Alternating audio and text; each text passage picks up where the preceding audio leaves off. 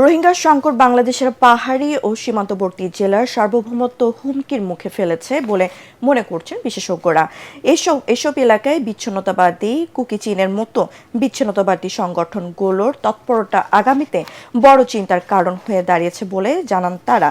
সমস্যা সমাধানে দ্রুত রোহিঙ্গা প্রত্যাবাসন শুরুর জন্য বৈশ্বিক এবং আঞ্চলিক সংগঠনগুলোর সাথে বাংলাদেশকে সমন্বয় ও যোগাযোগ বাড়ানোর তাগিদ দিয়েছেন বিশেষজ্ঞরা। ইমদাদুল্লাহ বাবু রিপোর্ট। বারবারই হোঁচট খাচ্ছে রোহিঙ্গা সংকট সমাধানে বাংলাদেশের মানবিক ও আন্তর্জাতিক উদ্যোগগুলো। নতুন করে অন্তর্বর্তী সরকার ক্ষমতায় আসার পর সংকট নিরসনের পদক্ষেপ নেয়। দেশে আসেন জাতিসংঘের মহাসচিব। সেখানে এবছরের প্রথম দিকে রোহিঙ্গারা দেশে ফিরবেন এমন আশার কথা প্রধান উপদেষ্টা জানালেও এখন পর্যন্ত দৃশ্যমান কোনো অগ্রগতি নেই। এমন বাস্তবতায় রাজধানীতে জাতীয় নিরাপত্তা ও রোহিঙ্গা প্রত্যাবাসন নিয়ে এই সেমিনার, যেখানে বক্তারা জানান বর্তমানে দেশে রোহিঙ্গা জনগোষ্ঠীর সংখ্যা প্রায় ১১ লাখ, যা ৮ লাখ জনসংখ্যার দেশ ভুটানকে ছাড়িয়ে গেছে। রোহিঙ্গাদের ক্যাম্পে মাদক এবং অস্ত্রের ঝনঝনানি উদ্বেগ আরও বাড়িয়েছে বলছেন নিরাপত্তা বিশ্লেষকরা।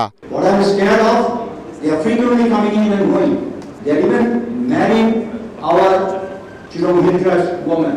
In the long run, if we remain timid, we don't enforce our sovereign authority, we might have to be set a part of our southern Chirom Hijras. পরিস্থিতি উত্তরণে একমাত্র রোহিঙ্গা প্রত্যাবাসনই সর্বশ্রেষ্ঠ উপায় বলে মনে করছেন আন্তর্জাতিক সম্পর্ক বিশ্লেষকরা। Establish a Rohingya commission or what could be called the Special Rapporteur Office within the government structure.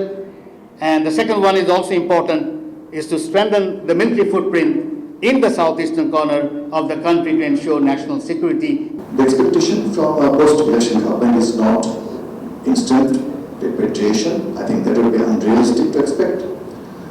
But the expectation is clarity, courage, and coherence. I put in 3 C's. দায়িত্ব গ্রহণের পর নির্বাচিত নতুন সরকারকে প্রথম দিন থেকে এ বিষয়ে সর্বোচ্চ প্রাধান্য দিয়ে কাজ করতে হবে বলেও মত বিশ্লেষকদের। ইমদাদুল্লাহ বাবু, ATN বাংলা, ঢাকা।